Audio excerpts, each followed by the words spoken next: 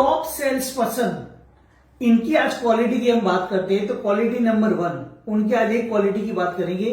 वो हमेशा कस्टमर को सेलिंग के लिए फोकस नहीं करते, वो कस्टमर को हेल्पिंग के लिए फोकस करते हैं। My dear friend, selling and helping दोनों चीज अलग है।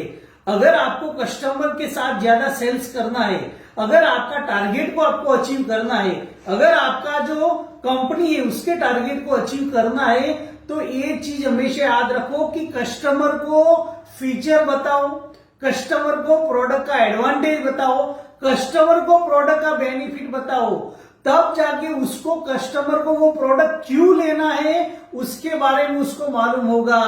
तो सेलिंग के पीछे मत भागो, हेल्पिंग के पीछे भागो।